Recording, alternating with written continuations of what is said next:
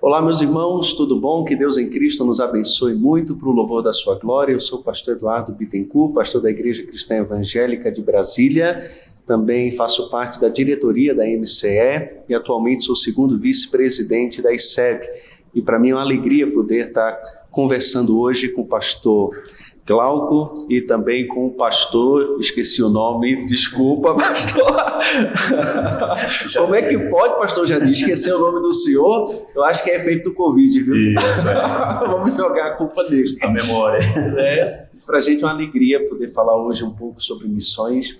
Queria que o pastor Jadir se apresentasse, depois o pastor Glauco, para aqueles que não os conhecem ainda. Pastor Jadir. Bom dia, graça e paz. Então, meu nome é Jadir Siqueira, sou pastor da Igreja Cristã Evangélica Boas Novas, aqui em Anápolis, e presidente da Missão Cristã Evangélica. Pastor Glauco. É um prazer estar aqui, estar com meus irmãos, pastor Eduardo, pastor Jadir. Eu sou o Glauco Pereira, e hoje tenho servido como diretor executivo da Missão Cristã Evangélica, que é a agência da nossa denominação. Muito jóia, mas pastor Jadir, o senhor é casado, tem filhos também, Isso. já atua também no campo missionário. Sim. E outras missões. Fala um pouquinho para a gente sobre isso. Então, sou casado já há 36 anos, né, com Marli Siqueira, tenho 4 filhos e tenho vários netos, 6 netos, e tenho atuado já na área missionária já há muitos anos, né, 35 anos, e um pouco com a Novas Tribos do Brasil, 29 anos, e o restante com a Missão Cristã Evangélica. Muito jóia. E o senhor, pastor? Eu tenho trabalhado um pouco mais de 20 anos com pastoreio e pastoreando igreja também comecei a me envolver com missões. Servi durante alguns anos na liderança da Missão Servos, junto com o pastor Silving em São Paulo, e também na parte de educação teológica, ensinando em seminários na área de história da igreja, teologia e missões. O senhor também é casado? Sou casado com a Adriana, temos um casal de filhos, o Davi com 15 anos e a Gabriela com 11 anos. E a gente percebe que o senhor gosta de envolver também seus filhos com missões. A gente vê algumas fotos aí no Instagram, relatório de vocês na MCE, os meninos já envolvidos aí com o Promiceb. Sim, eu conheci a Adriana, ela estava numa agência missionária, se preparando para ser missionária, e o meu propósito era conhecer uma moça para casar, que fosse radical como eu, que tivesse disposta a deixar tudo, que não tivesse tão envolvida com coisas materiais, com coisas dessa terra. E Deus me abençoou muito, me dando a Adriana como presente para ser minha esposa, que ama missões, ama o reino de Deus, ama a igreja. Isso tem ido para os nossos filhos, tem chegado aos nossos filhos. Eles gostam de evangelizar desde muito cedo, gostam de viajar conosco para projetos de curto prazo. E o Davi, que tem um pouquinho mais de liberdade, tem sido meu companheiro de viagens também. Quando eu atendo alguma igreja, quando eu visito algum campo, ele tem sido meu parceiro para me manter acordado quando eu estou dirigindo, para ver algumas falhas que eu cometo. Normalmente eu esqueço de levar folder, eu esqueço de levar um pendrive da minha apresentação, e ele me ajuda a lembrar, me socorre na hora lá com o WhatsApp, essas coisas. Tem sido um companheiro mesmo de vida com missões. Que coisa boa. Quem disse que podcast sobre missões não fala sobre relacionamentos, tá vendo? Verdade. Então, se você aí está ouvindo a gente e está procurando uma esposa séria, olha aí, às vezes se envolvendo com o Promiceb, com missões, você vai encontrar uma pessoa assim, viu? Biblicamente falando, pastores, qual a importância de missões? Por que a gente fala de missões, as igrejas falam tanto sobre a importância de investir em missões, de fazer missões, mas por que isso? Missões é a vida da igreja, não há outra tarefa mais importante, mais urgente do que evangelismo e levar as boas novas aos perdidos. Eu tenho vivido na igreja local experiências maravilhosas, né? Eu nunca vou esquecer de uma igreja com 6 membros que enviou um deles para o seminário e depois para o campo missionário, né? Essa igreja é um exemplo de que não há desculpas, tamanho de igreja ou condições financeiras, não é um problema de bolso, mas de coração. Também vi experiências na igreja local onde participo, maravilhosas. Eu lembro de um culto onde nós estávamos levantando uma oferta missionária para um casal que ia comprar um carro para o trabalho. E naquele momento Deus tocou no coração de uma irmã, e a oferta dela foram as chaves e o documento do carro, né? Então foi algo, uma abnegação mesmo, uma renúncia, uma participação maravilhosa. Se a igreja não se compromete com missões, ela se torna semelhante a qualquer outro grupo social. Ela, em obediência, ela deve contribuir, orar e enviar os seus obreiros para o campo missionário. Muito bom. Mas assim, existem bases bíblicas também no Antigo Testamento que a gente possa falar sobre a importância de missões, de Deus ser conhecido. A gente vê tanta igreja investindo dinheiro em tantas coisas, né? Por exemplo, em construções e tantas coisas internas, e não quer dizer que isso seja errado em si, né? Mas a gente às vezes vê uma mudança de prioridade na forma como igrejas lidam com os recursos, lidam com as suas atividades, né? E será que falta na mente de alguns pastores, presbíteros, líderes das igrejas, uma visão assim bíblica da história da redenção, da necessidade de fazer Deus conhecido e Cristo conhecido entre as nações? O que é que vocês... Nós podemos ver a obra missionária já no livro de Gênesis. No começo da Bíblia, nós já temos Deus em busca do homem perdido, e com uma promessa de redenção já no início do livro de Gênesis. Quando Deus dá ali a promessa do Redentor. Então, Deus em busca do homem perdido, que é o tema de missões, nós encontramos em todas as Escrituras. Tem a oração de Salomão, quando Salomão ora para a consagração do templo.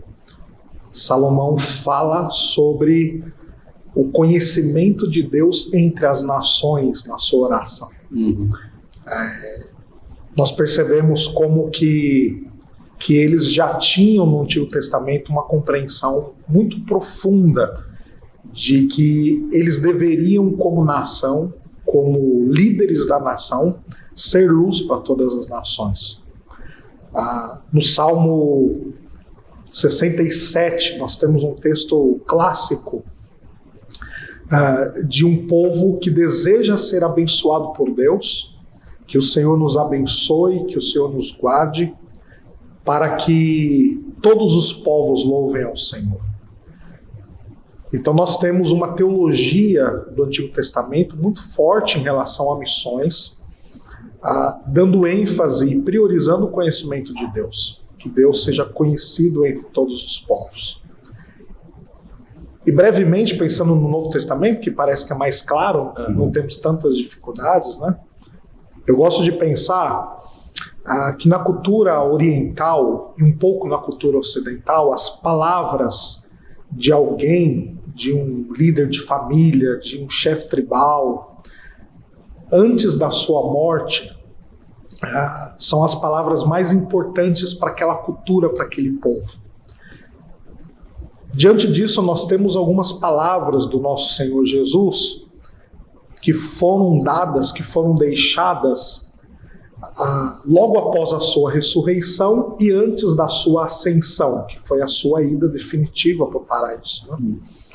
E aí nós temos esses relatos nos 4 evangelhos e no livro de Atos também, que são as passagens da grande comissão, onde Jesus disse: ide por todo mundo, pregai o evangelho a toda criatura, ide por todo mundo e façam discípulos, vós sereis minhas testemunhas, tanto em Jerusalém, Judeia, Samaria, até os confins da terra. Então essas palavras de Jesus, que são imperativas, logo após a sua ressurreição e antes da sua partida definitiva, são palavras que os discípulos receberam como palavras de ordem, como palavras de mandamento. São essenciais. E são essas palavras de Jesus, na grande comissão, que nos dá esse senso de urgência, de mandamento e de algo essencial para que a igreja seja uma igreja missionária. Não tem como negociar isso, não tem como dialogar isso para qualquer outro tipo de obra, né? Qualquer outro tipo de obra dá para ser feito por outras pessoas, inclusive não cristãos. Nós valorizamos a questão da ecologia, da justiça social. Isso tudo é muito importante para o estilo de vida cristão. Mas a pregação do evangelho e a plantação de igrejas, só a igreja pode fazer. Só a igreja tem condições e um mandamento para fazer. São obras que nenhuma outra instituição ou pessoa tem como fazer, né? Paulo vai dizer em Efésios 3 que é pela igreja que a multiforme sabedoria de Deus se torna conhecida, né? Então, muito bom, muito joia. Quando Deus se revelou, desde o início, ele se revelou como Deus de todos os povos. Só mais tarde como Deus para uma nação de Israel. Mas é o Elohim lá do começo que é o Deus de todas as nações. E o Salmo 96 também vai dizer lá, né? Cantai ao Senhor um cântico novo, cantai ao Senhor todas as terras, cantai ao Senhor, bendizei o seu nome, proclamai a sua salvação dia após dia, anunciai entre as nações a sua glória, entre todos os povos as suas maravilhas. E por quê? Não é porque eles estão perdidos, apesar de estarem perdidos e precisarem de salvação, mas para que o Senhor seja louvado, né? Porque grande é o Senhor e muito digno de ser louvado. Então, muito bom o Salmo 67, que o pastor Glauco citou, que fala sobre essa questão de que todos os povos o adorem. Então, que coisa boa. Então, é uma ordem, a igreja que não faz está em pecado, está descumprindo, então, a grande comissão e precisa se voltar às Escrituras e à palavra do Senhor. Agora, qual o papel da MCE nisso tudo? A MCE, como uma agência missionária, ela existe para apoiar a denominação. Quando a gente fala de denominação, nós estamos falando das igrejas locais, né? Então, as igrejas locais que formam a denominação. A nossa denominação é uma federação de igrejas, como se nós fôssemos uma república federativa, né? Então, as instituições que pertencem a essa denominação, elas representam as igrejas de maneira especializada, de forma mais qualificada, mais específica. E a Missão Cristã Evangélica faz essa representação na obra missionária, trazendo uma filosofia de missões, critérios, trazendo projetos e alvos para que as igrejas possam cumprir essa tarefa da grande comissão. Então, a ideia central, a ideia principal de uma agência missionária denominacional como a MCE é oferecer o apoio em todas as áreas específicas para que as nossas igrejas cumpram esse mandamento. Biblicamente, a tarefa missionária é da igreja local. Então, nós apoiamos as igrejas, orientando, despertando, oferecendo projetos e campos para que as igrejas possam chegar lá. O nosso interesse e a nossa tarefa principal é levar as igrejas até o campo. Então, essa é a função da MCE como uma agência missionária da denominação. É que as igrejas cheguem ao campo. Mas a igreja não pode ir sozinha. Talvez uma igreja grande, uma igreja com recursos, com uma estrutura maior, talvez ela consiga ir sozinha, ela consiga enviar os seus missionários para o campo. Mas a maioria das nossas igrejas são igrejas mais simples, são igrejas menores. E mesmo as igrejas grandes, seria difícil criar uma estrutura para dar assistência para um missionário no campo. Por exemplo, nós temos que lidar com relações internacionais, questão de visto, questão de perseguição no campo, num campo fechado. Quando um missionário é preso, por exemplo, como que a igreja local vai se especializar nesse tipo de relações internacionais para lidar com isso? Quando um missionário morre no campo, é muito difícil essa parte burocrática para trazer o missionário. Então a agência missionária, como ela vive disso, ela vai se especializando nesses assuntos.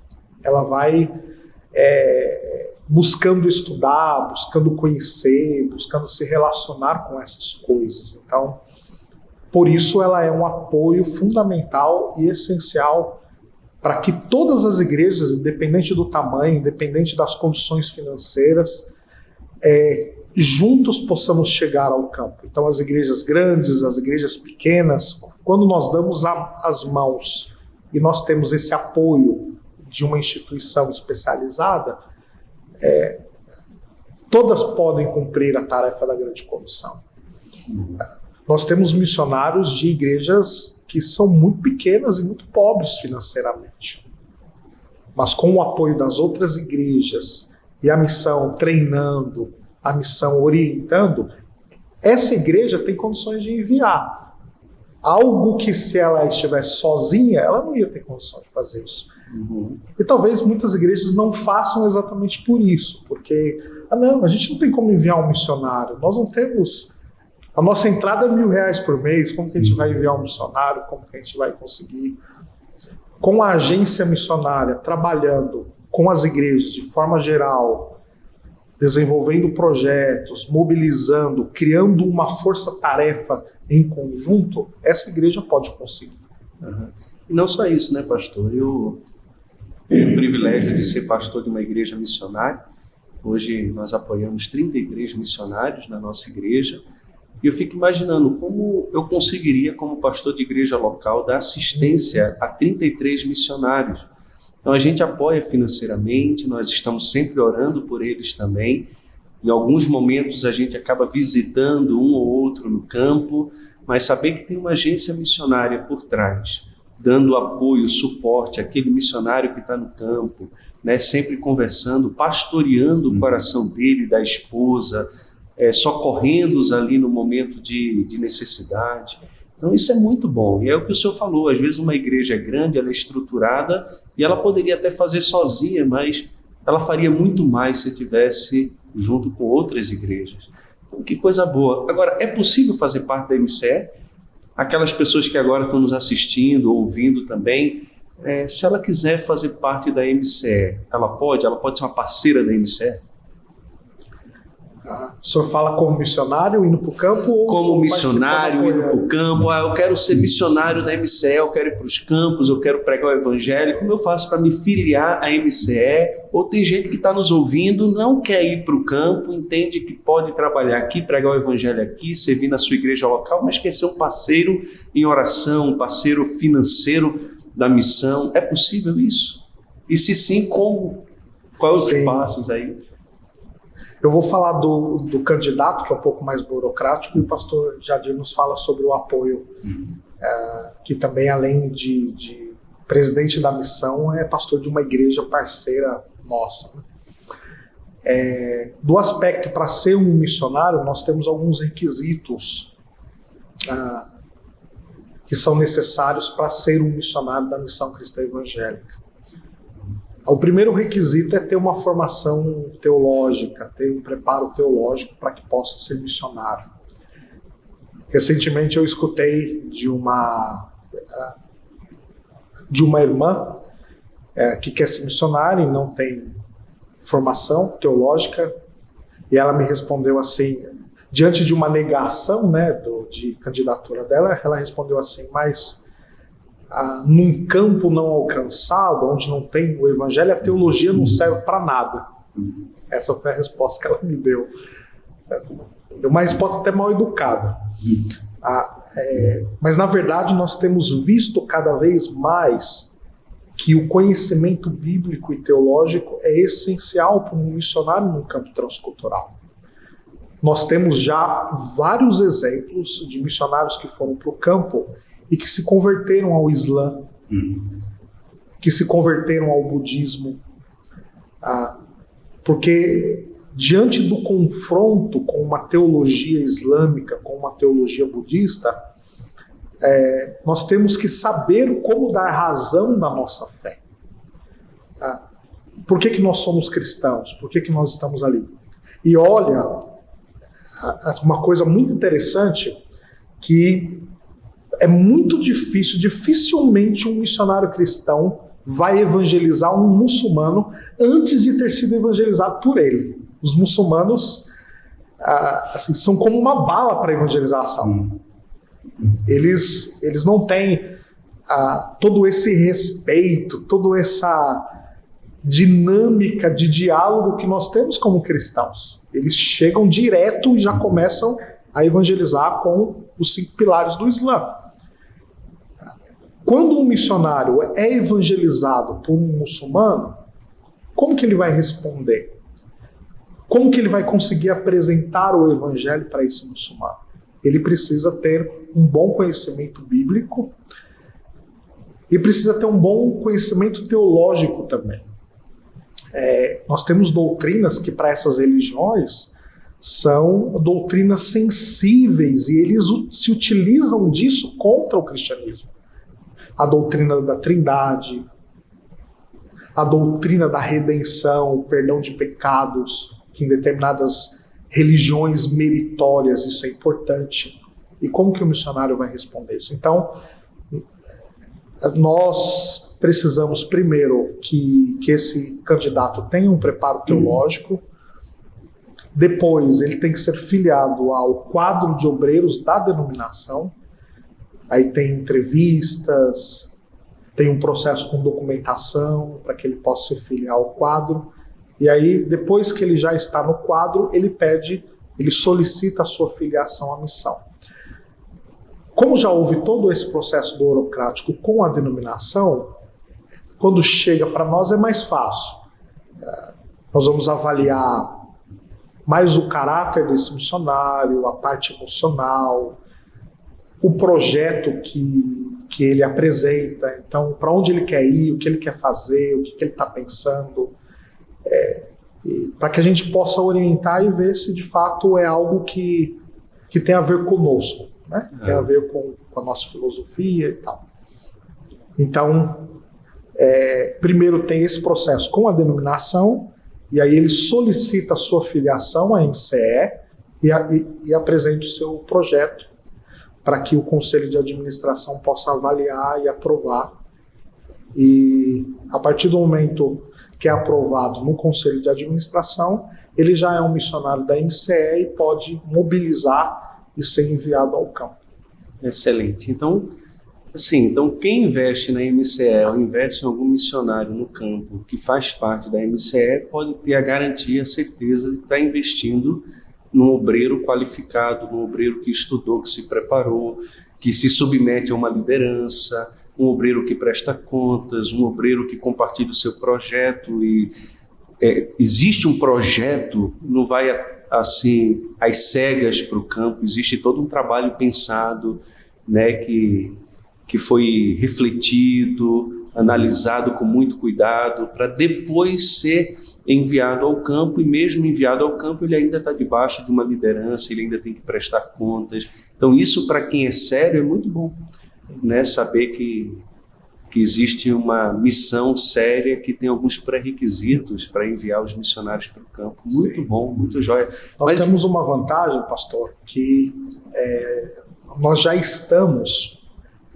caminhando dentro de uma história de missões no Brasil que tem dado avanços nos últimos anos. Então, alguns anos atrás, não muito, até uns 15 anos atrás, houve um despertar para o envio de missionários. E muitas agências estavam enviando missionários sem muitos critérios, sem muito preparo, e nós sofremos muito com isso, inclusive a nossa denominação.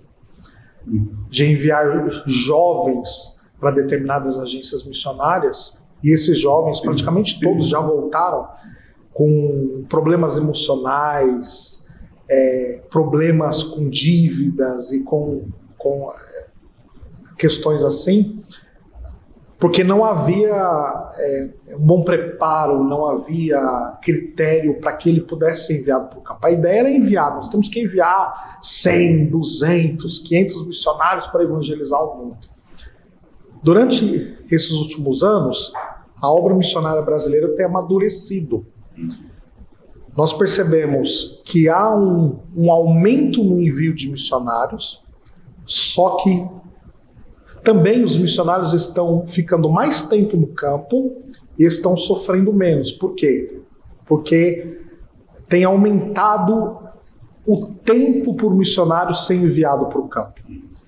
De treinamento, de conversas, de orientações e tudo mais. Então isso tem feito muito bem para a obra missionária brasileira. Conquanto, por causa da nossa cultura, por causa do nosso jeito de ser, todo esse processo às vezes não é bem visto. Mas demora muito, mas tem que fazer isso, tem que fazer aquilo. Mas quanto mais preparo, quanto mais cuidado, mais frutos nós vamos ter no campo. Com certeza, com certeza. Pastor Jadir, é possível a gente se tornar parceiro do MCE? As igrejas ou membros de igrejas locais? Com muita facilidade, né? Só basta vontade. Desde o individual, né, contribuindo financeiramente com a MCE, um mínimo de R$30, quanto Deus colocar no coração, como também participar dos projetos que a MCE mobiliza, né, o Promicere, que é uma experiência fantástica para jovens, para qualquer pessoa da igreja, né, adotando os missionários da nossa denominação, da Missão Cristã Evangélica, procurando informações de como ser cooperadores, né, de diversas formas.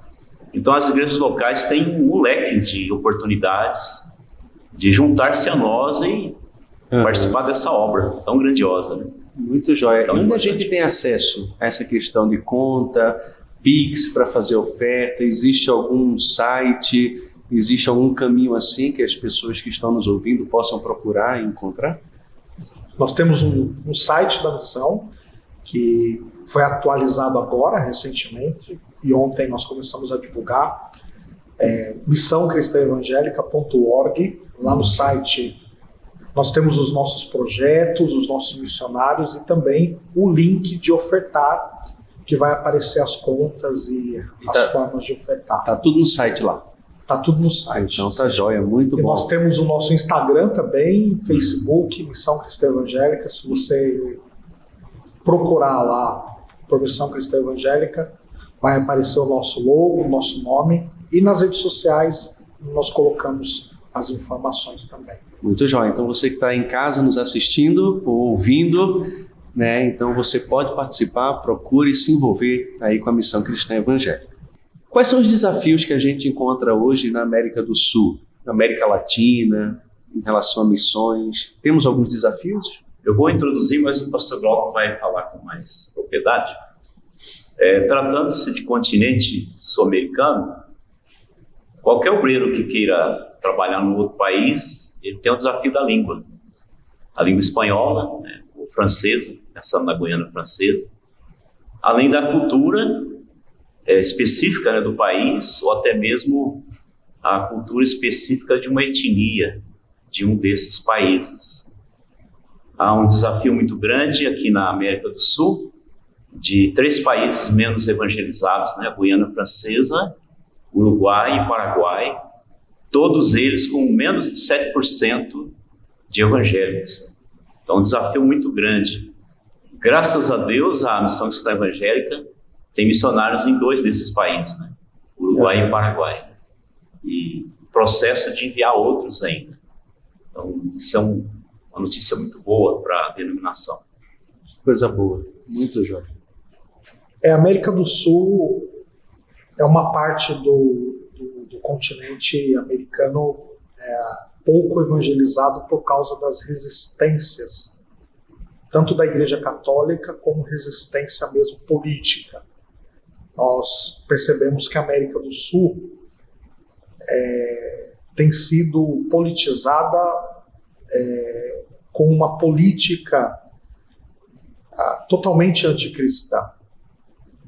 Uma boa parte dos nossos países aqui da América do Sul são de esquerda, são marxistas, e aqui naturalmente são filosofias políticas contrárias ao cristianismo, que são incompatíveis à fé cristã.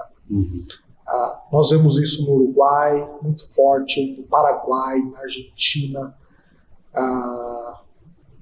Tivemos durante muitos anos no Brasil também, enquanto o evangelho tem prevalecido aqui no Brasil.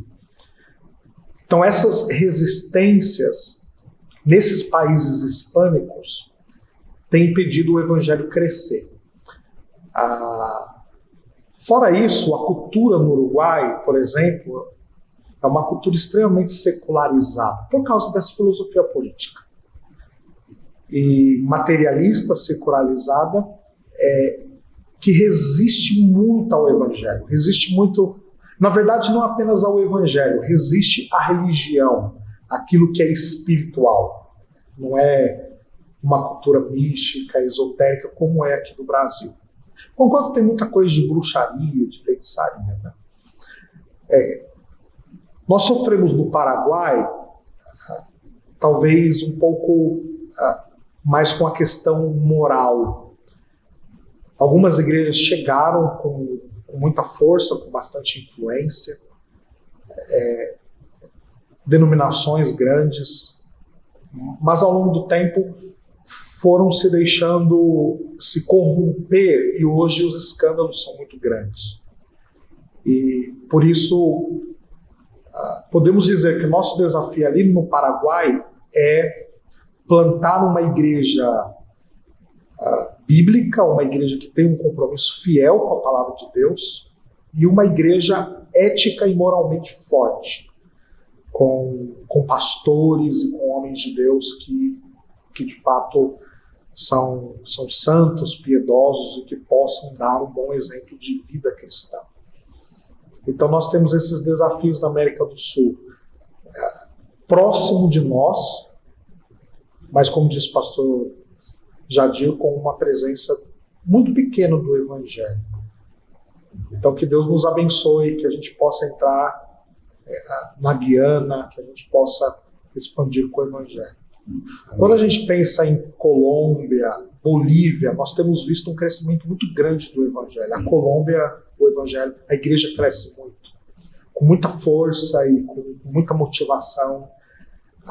Na Bolívia também, conquanto na Bolívia nós temos o desafio de algumas etnias indígenas que ainda precisam muito de missionários, né?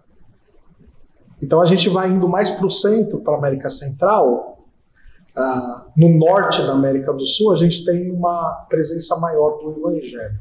Agora no sul do Sul nós temos uma carência maior, né? Assim, a América Central é muito forte o Evangelho. Assim, conquanto no Panamá não, porque é muito católico, mas na Guatemala, El Salvador, indo para o México, nós temos uma presença maior do Evangelho. No México ainda tem algumas etnias que precisam ainda de missionário e de apoio, mas tem uma presença missionária norte-americana forte no México também. Então a gente olha para o México, mas pensando assim, em países mais não alcançados, a gente tem que olhar mais aqui para o sul do Sul. E aqui no sul do Sul, então, nós estamos no Paraguai e no Uruguai. Estamos no Paraguai e no Uruguai. Vamos orar para Deus levantar missionários para esses outros países aí que estão precisando de missionários. E nós temos missionários, pastores, da MCE em campos onde há perseguição? Temos. A Índia é um caso, né? Recentemente, o missionário nosso sofreu uma grande oposição e até agressão física, né, pastor? bem recente mesmo. Nós temos missionário na Indonésia, missionário da MCE, a nossa igreja também, e na Tailândia, né, também a perseguição e há processo de envio de missionários. Então, aqui na América do Sul, no Peru, há perseguição de missionários. A realidade está bem perto, né? Está espalhada no mundo todo. A perseguição velada também, né? Que acontece aqui no Brasil e em outros lugares. Né? A gente pensa naquela perseguição de sofrimento físico, prisão, expulsão e até martírio, mas há aquela perseguição disfarçada, né? Que continua em todo lugar contra o Evangelho, né? Contra os missionários. E qual tem sido a ação da missão em relação a esses missionários? Nós temos uma igreja também na Venezuela, que é uma igreja simples, que está lutando, e os nossos irmãos, o pastor Néstor, tem lutado tanto com a crise como com um certo grau de perseguição também, por causa do momento que eles estão vivendo. Né? Nós temos um casal na China, Daiane e Michel, e eles estão trabalhando ali com um sonho de ir para uma cidade a 30 quilômetros da onde eles estão, que é uma cidade onde o povo tem uma outra língua, um dialeto chinês, e são também bem não alcançados, é um povo que não tem presença do Evangelho. Eles estão sonhando com essa possibilidade, enquanto a luta do momento é com o visto. A gente tem uma luta na China com a questão do visto, né? Em toda a Ásia, na verdade, a nossa luta com o visto é muito grande. Então, temos missionários nesses países onde a perseguição é muito forte. E assim, a gente sempre mantém contato, vocês estão sempre mantendo contato com eles? Sim, estamos caminhando constantemente com eles. Conversas online, e mensagens de áudio no WhatsApp, então a gente tem um contato. A gente tem uma certa segurança com o WhatsApp, né? O WhatsApp tem sido o meio mais seguro de comunicação, por causa dessa criptografia de ponta a ponta. Nenhum outro recurso tem essa proteção que o WhatsApp tem. Então, quando nós enviamos uma mensagem escrita ou de áudio, a criptografia ela muda, atrapalha tudo, e a gente usa alguns códigos que são específicos para esse contexto de perseguição, né? E quando a mensagem chega para eles, eles recebem com segurança. Isso ajuda muito. Então, a gente se comunica por vídeo, por áudio, nesses meios que a gente sente certa segurança. Esses últimos dias nós temos visto ali, né, o que está acontecendo no Talibã, e isso causa uma certa preocupação em nós que somos crentes, em ver nossos irmãos ali sendo perseguidos, né, correndo risco de morte. E o que é que esses cristãos do Afeganistão devem fazer? E nós, será que a gente pode ajudar de alguma forma? Como é que vocês veem essa situação? Então, o Afeganistão ele é o segundo na lista dos países de maior perseguição aos cristãos. E o Talibã, no passado, quando estava no governo, ele aplicou a lei religiosa, né, a Sharia islâmica, da forma mais rigorosa do mundo todo. Então a gente já imagina o que está acontecendo lá, né? Quanto mais o Talibã toma o controle do país e identifica os cristãos, com certeza a perseguição vai ser intensificada. Quanto aos cristãos, eles não têm muita alternativa. Ou eles saem do país, é o que está acontecendo com muitos, ou continuam confiando em Deus e pagando o preço, né, de um testemunho fiel como cristãos. Né? Quanto a nós, cristãos aqui de outro país, a oração, né, o acompanhamento e a oração, apresentando eles diante de Deus. Como nação, o Brasil já se declarou aberto, né, para receber os cristãos. Isso foi muito bom, né? Esse apoio oficial do presidente está um país aberto para os cristãos que queiram vir de lá para cá. Uhum. E assim, eu acho que nesse sentido a igreja tem que orar bastante, né? Muito. E tem muito discernimento, orar por discernimento desses missionários. Lá na nossa igreja agora nós estamos lendo sobre os livros dos mártires, de John Foxe. Sim. Né? E nós vemos alguns cristãos que em contexto de extrema perseguição não só enfrentaram a morte, mas desejaram a morte, porque entendiam que com isso prestavam culto a Deus, adoração, e desejavam estar com Ele, né? Entendiam que aquele ato ali também era um testemunho visível para o mundo todo de onde estava a esperança. Mas outros entenderam que poderiam aproveitar algumas portas que foram abertas para fugir daquela perseguição. A gente vê isso no próprio Paulo, né? Em alguns momentos ele foge da perseguição, em outros momentos ele, sabendo que iria sofrer perseguição e oposição, ele mesmo assim enfrenta e sofre as consequências das suas decisões ali. E pelo menos para mim, né, isso serve como até um estímulo para refletir na minha fé, na forma como eu estou vivendo para Deus. Às vezes aqui, como o senhor falou, a gente sofre alguma perseguição meio velada e a gente já parece que já se estremece, já sofre bastante com essas coisas.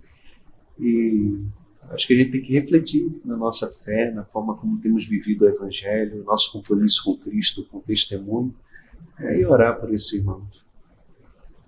A lógica da cruz de Cristo é meio que incompreensível, né? Nos últimos anos, a igreja no Iraque e a igreja no Afeganistão foram as igrejas que mais cresceram a nível de porcentagem no mundo inteiro. Em 2016, eu escutei um testemunho de uma irmã que foi presa por causa do Estado Islâmico, coisas assim. E essa irmã testemunhava lá na Indonésia, eu ouvi isso. E essa irmã testemunhava daquilo que estava acontecendo com a igreja no Iraque, uma igreja debaixo de grande fogo, debaixo de grande perseguição, mas que estava crescendo muito. E nos 2 últimos anos, a notícia que a gente tem é que a igreja no Afeganistão estava crescendo muito por causa desse domínio americano que, de uma certa maneira, produz uma liberdade religiosa. Então, tinham muitos missionários, tinham missionários brasileiros, inclusive de agências irmãs, amigas nossas. Então, era uma igreja crescente, vibrante, e agora eles tiveram que sair.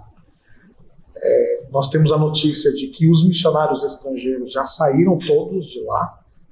As suas agências determinaram que eles deveriam deixar o país, porque o risco de morte era muito grande, muito alto. De uma guerra também, né, entre grupos internos mesmos, que são contrários ao Talibã, conquanto agora parece que aconteceram alguns acordos lá. E também os cristãos tiveram que sair. O índice de irmãos que fugiram do Afeganistão é muito elevado. Assim, a notícia é de que há uma presença cristã hoje muito pequena, porque a maioria saiu fugindo de lá. Como agora está fechado de novo para o Evangelho, a única coisa que a gente tem que fazer é orar. Nosso meio de alcançar o Afeganistão e essas pessoas é através da oração. E esses que saíram, que vão chegar inclusive no Brasil, nós temos a oportunidade de anunciar o Evangelho para eles, aqueles que ainda não são cristãos, os refugiados, imigrantes. Nós temos que olhar para esses grupos com muito carinho, como uma possibilidade deles conhecerem um Evangelho onde a gente tem a liberdade de anunciar. Amém. Uma vez ouvindo também o Ronaldo Lidório e o pastor da 8ª Presbiteriana lá, o Jeremias, falando como Deus é sábio também na sua forma de trabalhar, né? Às vezes nós somos chamados para ir para o mundo e em alguns momentos Deus manda o mundo até nós para pregarmos o Evangelho. Né? Estão aí nas ruas, né? Exatamente. Venezuelanos, haitianos, Estão aí, né? todas as nações. Semáforo para todo lado. Exatamente. Então, isso é uma coisa muito boa. Vamos ser sensíveis a isso, né? E o que nós, como igreja, podemos fazer em relação a missões, em relação a missões no nosso dia a dia, em relação à agência missionária?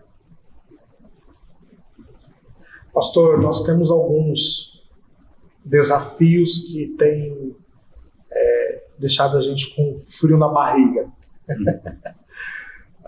Deus tem nos levado para lugares, como a gente já citou aqui, China, Índia, Indonésia, para lugares que, para nossa realidade, são impossíveis da gente chegar. Então, por causa não só de perseguição, mas porque nós somos uma denominação pequena, não somos uma denominação grande, né? Nossa denominação é pequena, aí por volta de 300 igrejas, o nosso quadro de obreiros está em 500 e pouquinho, né?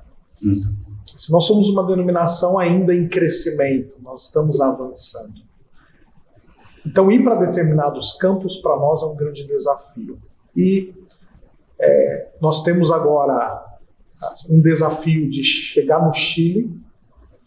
Nós temos um casal já preparado para isso, mobilizados, treinados para isso, que é o pastor Cláudio e a Alba. Deixaram o pastoreio de uma igreja recentemente, ali no DF, para que pudessem ser missionários no Chile. O Chile ainda está fechado, por conta da pandemia, não é possível ir até lá, mas esse é um desafio para nós. Temos um outro desafio que é maior ainda, que é o envio de missionários para o Japão. Então, quando a gente pensa no Japão, nós temos que pensar na questão da distância, que é do outro lado do mundo também. Temos que pensar na segurança que precisamos oferecer para os nossos missionários. É um país que tem terremoto e tsunami quase todo dia. Então, é muito diferente o contexto para nós, né? Exige uma preocupação com segurança. E nós temos o desafio da economia. Então, quando a gente pensa no Japão, a gente pensa numa economia forte, uma das mais fortes do mundo. E parece estranho, mas os missionários americanos que estão no Japão sofrem com questão de sustento. Então, se um missionário americano que é sustentado com dólar, ele sofre com isso quando ele vai para outro país, imagine um brasileiro que tem uma moeda fraca, uma economia emergente. Então, para a gente ter uma ideia da força do iene, que é a moeda japonesa, com o valor que nós podemos comprar aqui, 10 McDonald's, 10 Big Macs, nós só conseguimos comprar um no Japão. Não é porque o câmbio é maior, conquanto seja maior, eu acho que agora está 7 ou 8 por 1 o iene em relação ao real. Mas é porque a economia faz com que a moeda seja forte. Então, por conta disso, nós temos que criar algumas parcerias para que o sustento desse missionário seja forte, ele possa conseguir viver lá com esse sustento que ele tem, pensando que ele está servindo ao Senhor em um contexto não alcançado, com uma economia extremamente forte. Isso dá frio na barriga. Então, olha o contexto que nós estamos, né? De terremoto, tsunami, economia forte, e nós precisamos enviar os nossos missionários para lá. Deus tem levantado esses missionários para nós enviarmos. E nós vamos enviar. Então, é Deus que envia, né? Na verdade, no final das contas. Se nós temos missionários na Índia que precisam de um sustento alto também, Deus tem sustentado eles lá, da China também, né? E Deus vai enviar. Mas aqui do outro lado, do lado de cá, de forma mais administrativa, como igreja local que foi chamado para enviar, nós precisamos ter este projeto do Chile, do Japão, como nosso projeto. Não é um projeto da Missão Cristã Evangélica, é um projeto da ICEB. Como aconteceu em Atos 13, o Espírito Santo falou com aquela igreja de Antioquia para que enviasse Barnabé e Saulo para a obra dele, que ele tinha reservado para eles. Deus tem chamado a ICEB para isso, para que possa, juntos com os recursos que tem, enviar os nossos missionários. E olha que Deus está nos abençoando muito, como diz o Salmo 67. Se os nossos irmãos das nossas igrejas, se os nossos pastores fossem mobilizadores, nós teríamos esses recursos que Deus já nos deu para enviar esses missionários. Amém. Nós temos irmãos ricos nas nossas igrejas, que Deus tem dado o dom da riqueza, Deus tem dado condições para que eles produzem muito com as suas empresas. E não é para que eles sejam ricos para ostentar isso, não. Meus irmãos, que estão ouvindo das nossas igrejas, nossos pastores, Deus tem abençoado muito o povo brasileiro, o povo evangélico brasileiro, que é para que ele seja conhecido entre as nações. Amém. E não para que possamos ostentar as nossas riquezas. Amém. Pastor Eduardo, do ponto de vista da igreja local, como pastor na igreja local, ele deve desafiar, motivar a igreja a estar pronta a ir do outro lado da rua, pregar o evangelho, como do outro lado do oceano também, né? E nesse propósito, há uma diversidade de ministérios que a igreja pode se envolver, né? E o desafio começa na igreja local. Aquele que sai para evangelizar na rua, que evangeliza o vizinho, o colega, talvez será um futuro missionário num outro continente, numa outra cultura também, né? Amém. Então a vida da igreja tem que ser uma vida de missões. O que eu sinto às vezes, até como pastor também da igreja local, é que às vezes existe uma religiosidade nos nossos membros na igreja, mas eu também sinto uma falta de amor profundo por Deus, né? Um sentimento assim de entrega, de consagração, de que Ele é tudo para nós, né? E sentir falta de uma vida devocional, de uma vida piedosa, de uma vida chegada ao Senhor. E eu fico pensando, se a gente não ama Deus acima de tudo, como eu vou querer fazê-lo conhecido, a pessoa que está do meu lado? Né? Então, eu tenho orado muito como pastor da igreja. Eu acredito que a nossa igreja, a Igreja de Brasília, é uma igreja missionária. Como eu falei, a gente investe aí nos missionários, tem implantação de igreja, seminaristas, a gente está sempre apoiando algum trabalho, mas não é o fato de enviarmos recursos financeiros que faz de nós necessariamente uma igreja missionária. Verdade. Né? Isso que o senhor falou, pastor, né? Peraí, eu falo de Jesus para o meu vizinho, eu falo de Jesus para o meu parente, eu falo de Jesus no dia a dia. Ontem eu fui aqui em Anápolis com o meu sogro, estava passando no mercado, estava quente, né? Está quente esses dias. Que é isso? E aí eu cheguei para a mulher e disse, você está bem? Ela disse, estou muito bem, tirando esse calor. Eu disse, mas existe lugar mais quente, sabia? Existe lugar mais quente. Ou você confia em Jesus como Salvador da sua vida, ou você vai para o inferno. Você sabia que Jesus morreu por você?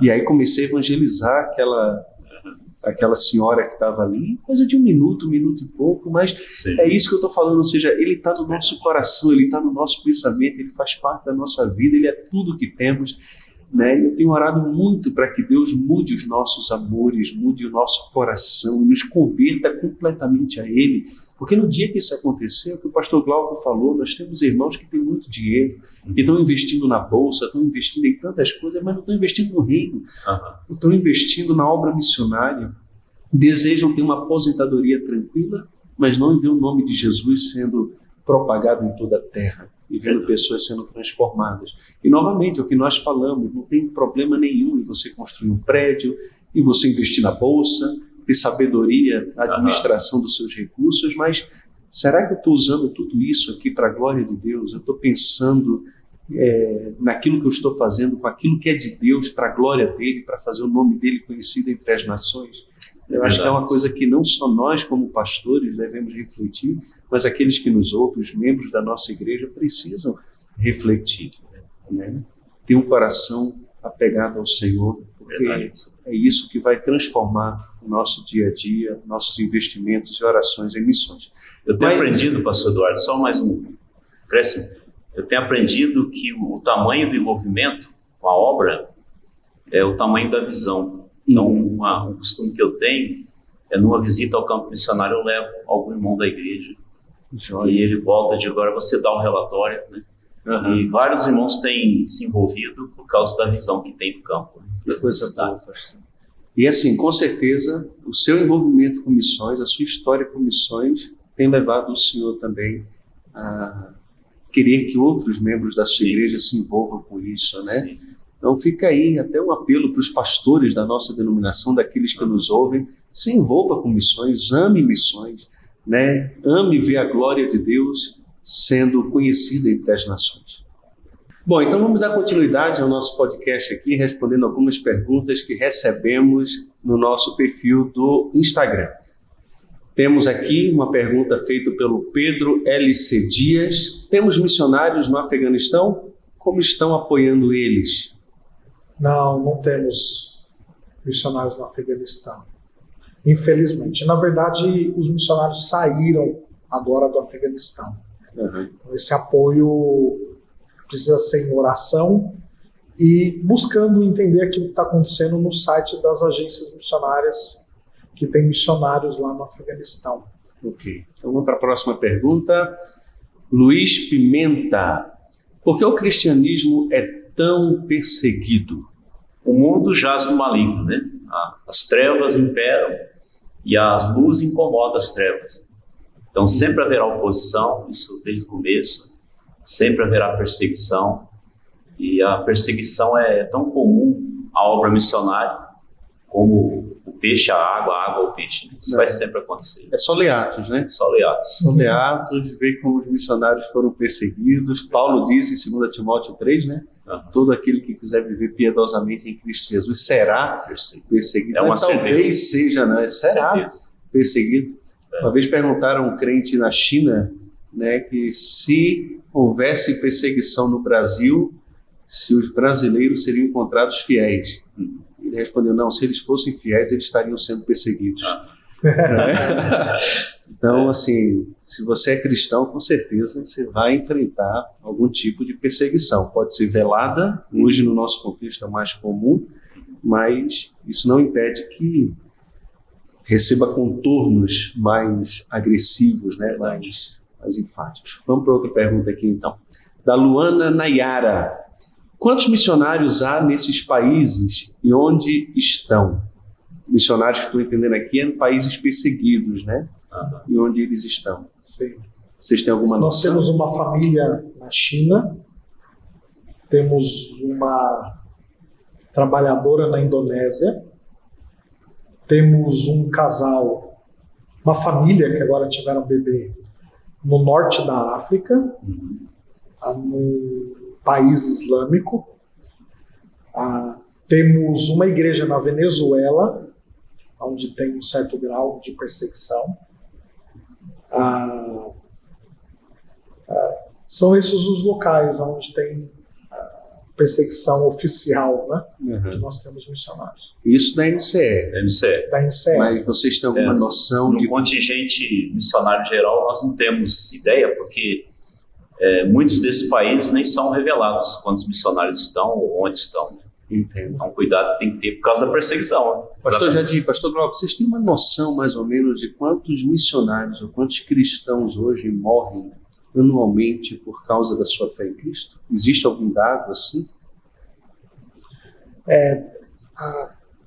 Estima-se cerca de 100 mil por aí. Mas é um número alto que eu estou estimando por causa de desaparecimentos. Por exemplo, agora nós temos um número muito grande de líderes que desapareceram na China. não são missionários, são cristãos, sim, nacionais, né? Nós temos alguns irmãos que ficam escondidos em montanhas da Coreia do Norte e que de vez em quando aparece alguma mensagem, alguma coisa que eles conseguem mandar para fora, né? Então são assim estimativas, mas por exemplo, nós temos um dado interessante: o país que mais matou cristãos na história é a Indonésia. Estima-se que eles já tenham matado cerca de 100 milhões de cristãos em toda a história, porque é o país mais muçulmano do mundo. Então, eu estive na Indonésia em 2016. É muito difícil, tem que ser tudo secreto, tem que ser tudo meio velado. E uma contradição interessante são as contradições da cruz. O prefeito da capital, Jakarta, era cristão. E os muçulmanos decidiram elegê-lo porque a corrupção era muito grande, uma corrupção muito, muito grande. E eles decidiram que a única possibilidade de lidar com a corrupção e melhorar a ética na política e na economia era elegendo um prefeito cristão. Então eles elegeram um prefeito cristão e eu ouvi esse irmão na televisão. Eu ouvi ele falando que ele tinha ameaças de morte todos os dias, ele recebia ameaça de morte. Ele já tinha sofrido atentados de grupos mais radicais, por causa da fé que ele tinha em Cristo. E ele disse na televisão, eu assisti isso, eu não ouvi de ninguém. E ele disse na televisão, eles podem fazer o que eles quiserem, eu vou continuar amando e anunciando o nome do meu Senhor Jesus. E eu vou lutar para que a nossa política melhore no nosso país. É um testemunho maravilhoso na televisão, sim, né? Com uma possibilidade muito grande de morrer. As agências missionárias que têm uma atuação já há muitos anos, nesses países onde há perseguição, afirmam que todo dia há martírio. Todo dia uma testemunha fiel de Cristo é tirada da sua vida. Bem-aventurado o homem que suporta com perseverança a aprovação, porque depois de ter sido aprovado, receberá a coroa da vida, a qual o Senhor dará àqueles que o amam. Amém. Amém. Vamos então para outra pergunta aqui. Calma. Isso, Alice Salles, SG. A igreja hoje do Brasil é perseguida? A gente já falou um pouquinho sobre isso, né? Falamos. Sobre a perseguição mais velada hoje. L. Pimenta V. Quanto tempo deve levar para que a igreja no Brasil passe pelas mesmas coisas? Quanto tempo deve levar? Quem é que pode dizer isso, né? Acho que fica difícil, né? Deixa eu dar uma palavra sobre isso. É uma coisa minha, não é doutrinário, não. Hoje é uma realidade que nós chamamos de sul global, então, que tem sido muito trabalhado e pesquisado por alguns irmãos especialistas em cristianismo, Philip Jenkins, Mark Knoll, que houve uma mudança no cristianismo global e a igreja hoje que responde às necessidades do mundo está no sul. Nós passamos por 2 grandes avivamentos já no sul. O da África do Sul e o da Coreia do Sul. Falta a América do Sul. Então, com esses avivamentos, acontece um despertar, um envio maior de missionários, plantação de igrejas, amadurecimento da igreja.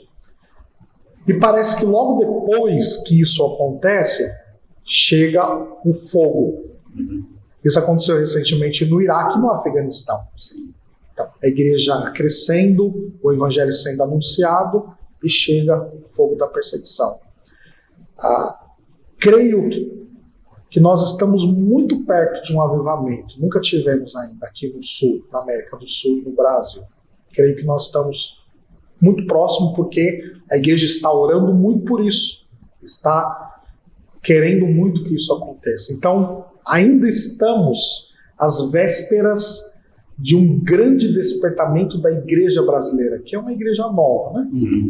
Então, com esse despertamento, há uma possibilidade, é uma interpretação histórica, né?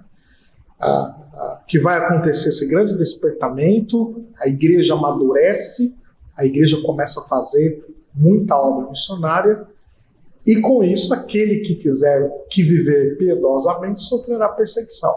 Mas pode ser que o fruto disso para nós seja um momento de perseguição no Brasil.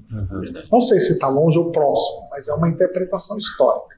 É assim, olhando os nossos dias hoje, né, e a gente fica sempre assim muito receoso em entrar em qualquer questão política, mas como o senhor falou, os nossos países vizinhos, eles vêm de uma linha política marxista de esquerda que persegue naturalmente o cristianismo porque entende que a família tradicional e o cristianismo atrapalha o desenvolvimento da visão que eles têm. E já temos visto aí, inclusive, alguns candidatos que pensam aí em eleição próximo ano, que querem regulamentar a mídia, querem privar o nosso direito de expressão, de liberdade. Vimos agora, no 7 de setembro, não só um apoio ao atual presidente, mas um grito até da nação como um todo nessa questão de liberdade, né? Medo de perder a liberdade que temos, inclusive de adoração, de culto, né? Da liberdade que temos de pregar o Evangelho. Temos visto como o conservadorismo tem, de alguma forma, prevalecido, como as pessoas estão buscando um retorno a isso, e a gente não deixa de ficar receoso com o que pode acontecer, né, em pouco tempo no nosso país, mas ao mesmo tempo também confiante, crendo na soberania de Deus. Independente da situação, como crente precisamos estar preparados para enfrentar não só tempos de bonança, de liberdade, mas também de uma igreja acomodada, ela não será perseguida. Mas a partir do momento que ela começa a incomodar o mundo com a verdade, com a luz, aí vem a perseguição, né? Tudo a ver com o avivamento. Isso aí. Deus não vai usar um povo que não seja santo. Mas à medida que o povo se santifica, ele se compromete e começa a incomodar o mundo. E aí vem perseguição. Então vamos fazer uma bagunça santa como Paulo fez, né? Os de Tessalônica chegaram aos aqueles que estão transtornando o mundo, chegaram até nós. Então, literalmente, esse mundo de cabeça para baixo. É isso aí. Agora vamos pegar o mundo que está de cabeça para baixo e colocar certo, né? Por meio do Evangelho. Então, é isso aí. Vamos para outra pergunta. Eu acho que é o Darcy Júnior, hein? De Júnior Soares. Como a ICEB tem atendido esses missionários em ambientes de perseguição? Em parte foi respondido, né? O pastor Glauco falou sobre os contatos, as orientações. Exatamente. Caminhando junto com eles. Gabriel, _oi, _Freitas. Vamos lá. Se faz missões em lugares onde já existe uma igreja? Sim. Missões é muito amplo, né? Muito geral. A gente tem missões urbanas, missão rural, né? E a gente evangeliza onde tem outras igrejas, né? E, é claro, na questão da missão transcultural, há lugares onde também já há igrejas, mas o alcance dessa igreja não é totalitário, né? Não alcança todos os segmentos, todas as etnias. Há países onde há missionários trabalhando com pessoas isoladas, né? E há países onde missionários estão alcançando o urbano mesmo, né? Países que estão se ateizando, né? Desviando o caminho. A Inglaterra é campo missionário hoje, né? A Holanda é campo missionário. É interessante isso, né? Porque quem não conhece, às vezes tem preconceito. Eu estou falando de mim, para minha vergonha. Eu falava, a pessoa quer ser missionária em Paris, quer ser missionária em Londres, vai lá para a tribo indígena. E pastores, olha, quando eu estive lá, quando eu visitei a Inglaterra ali, a França, eu olhei para aquela situação, o povo frio, cético demais, muito difícil. Eu disse, rapaz, eu quero ir para a tribo indígena, mas não quero vir para um lugar desse aqui, não. Os índios, se você faz a pena, eles aceitam Jesus todo dia. Lá na França, não. Pois é, então, assim, é uma situação complicada. E que a gente faça missões, né, na nossa igreja, na nossa cidade, no nosso estado, no nosso país e também naqueles lugares onde não existe presença evangélica. Pastor, mais uma coisinha aí. Nós temos plantado igrejas em contextos urbanos. Amanhã tem um projeto de plantação de igreja. E eu acho que hoje, dentro dessa pergunta, é necessário responder também que ter uma igreja em determinada cidade, em determinado bairro, não quer dizer muita coisa hoje. Então, nós temos uma porcentagem muito elevada de igrejas em todos os lugares, de linha neopentecostal, de linha herética, igrejas independentes que estão indo por caminhos não bíblicos. Nós temos já no nosso país uma presença do liberalismo que é crescente, e eles criam igrejas com propostas de justiça social, porque não tem evangelho, mas são igreja, vamos dizer, tecnicamente falando, né? Então, diante disso, eu acredito que a denominação e nós precisamos considerar a plantação de igreja e a evangelização entre os evangélicos. Nós precisamos evangelizar os evangélicos. Então, talvez eu mudaria essa resposta se a pergunta fosse: se faz missões em lugares onde já existe uma igreja bíblica? Aí eu diria: a gente tem que pensar se não é necessário apoiar essa igreja bíblica. Vamos ver isso, né? Mas onde há uma igreja, então, qual igreja está lá? Verdade.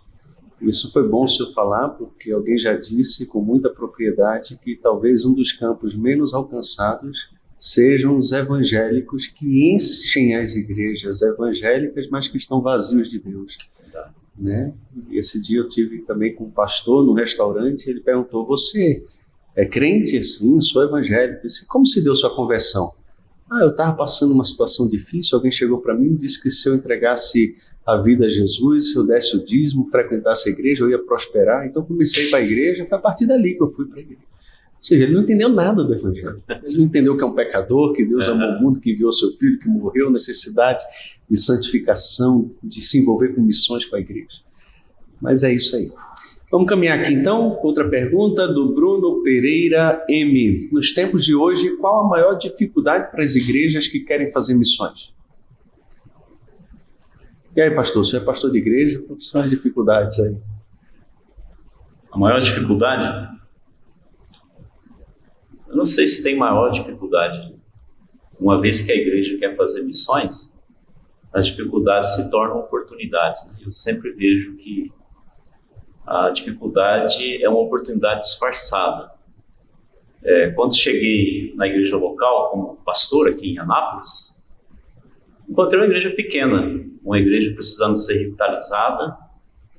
E a pergunta que foi: pastor, como é que nós vamos dar um avivamento nessa igreja? Olha, o melhor problema, a melhor solução para uma igreja doente é a dieta missionária. Então vamos entrar numa dieta missionária, né? E nós saímos de 5, o irmão falou que saiu de 7 para 7. Nós saímos de 5 para 41, né? Olha, 41 missionários, né? E é claro, né, que ensino consistente da palavra de Deus, e adoração, santificação, mas trabalhando, envolvendo todo mundo, né? Nós vimos uma dificuldade como oportunidade, né, de uma porta aberta para missões, né? Eu não tenho visto tantas dificuldades, né? Eu tenho visto oportunidades que não são aproveitadas, né, pelas igrejas. Não há desculpa para uma igreja não se envolver com missões, né? Aquela igreja de Ji-Paraná, com 6 membros, do pastor Maurino Nobre do Nascimento, que mandou um candidato para o seminário, sustentou ali, depois enviou para o campo. Ela não ficou pequena, ela cresceu. Uma igreja assim cresce. Com certeza. Estagnando. E pastor, a experiência do senhor, né, em relação que algumas pessoas colocam finanças como sendo uma dificuldade para fazer missões, né? Essa não é a sua experiência, né? Não. Pois é, também nunca foi a minha. Às vezes o pessoal chegasse, pastor, a gente quer atrás de sustento. Eu olhava a caixa da igreja, senhor, não tem dinheiro não. Como é que eu faço? Você quer saber? Eu vou lançar uma semente aqui, indicando que a gente quer estar com aquela pessoa. Sim. Às vezes o que a gente dava era R$50 por mês, R$100 por mês, mas a gente ia apoiando missões, indicando para Deus, Senhor, a gente está nisso, a gente quer estar contigo nessa missão. Não levanta outra igreja se o Senhor pode usar a nossa igreja para poder fazer a tua obra. Abençoa. E olha, pastor, em todas as experiências minhas como pastor, eu posso dizer com certeza que a arrecadação da igreja foi subindo, foi crescendo, Deus foi abençoando, porque a igreja tinha uma visão missionária, estava usando os recursos de Deus naquilo que Deus deseja. Se a igreja é um canal, Deus abre a torneira. Se ela se torna uma caixa d'água, água parada, estagnada, cheira mal. Pois é. Quem é sério, né? Quem é sério, que chega na igreja e é crente de verdade, que ama a Deus, e com certeza quem é desse jeito quer ver os povos sendo alcançados, ele olha para uma igreja séria e diz, eu quero fazer parte dessa igreja. Claro. Eu quero estar aqui, eu quero me envolver com esses irmãos, eu quero estar unido com eles aqui nesse projeto que é de Deus. Pastor, os crentes gastam mais com pizza e Coca-Cola no final de semana do que dão de oferta para missões. Isso é para nossa vergonha, né? Para nossa vergonha. Pois é, que possamos refletir nisso, viu, irmãos? Vocês que estão aí assistindo a gente, ouvindo, né? É importante mudar essa mentalidade, se necessário pedir perdão a Deus, se arrepender desse pecado, porque tudo que temos, o nosso tempo, talento, dons e recursos financeiros pertencem ao Senhor e devem ser consagrados a Ele, para a glória do seu nome, para fazer o nome dele conhecido entre todas as nações. Vamos embora aqui para outra pergunta. Quais são os países onde a MCE tem missionários em perseguição? Já falamos aqui também. Né? Vamos passar então para outra. Se tivermos outra, não temos. Então, tá joia. Nós vamos ficando por aqui. Pastor Jadir, Pastor Glauco, muito obrigado pela disposição de vocês aí. Privilégio. Conversando conosco sobre missões. Né? Que coisa boa, que Deus abençoe muito a vida de vocês, a liderança, a família, dê sempre ânimo, força, vigor, para continuar realizando esse trabalho excelente que os irmãos têm feito. E vocês aí que nos assistiram, que acompanharam também o nosso podcast, que Deus abençoe a cada um de nós e nos use, irmãos, para fazer o nome dele conhecido e glorificado não só onde nós estamos, mas também entre todas as nações. Não se esqueça, entre no site da MCE, no perfil dela, no Instagram, no canal do YouTube, procure se envolver com a missão da cristã evangélica, principalmente se você é membro das nossas igrejas, você é pastor de uma igreja cristã evangélica, é muito importante que todos nós possamos apoiar a nossa missão e juntos alcançarmos mais pessoas para Cristo do que seríamos capazes de alcançar sozinhos. Deus nos abençoe. Um grande abraço.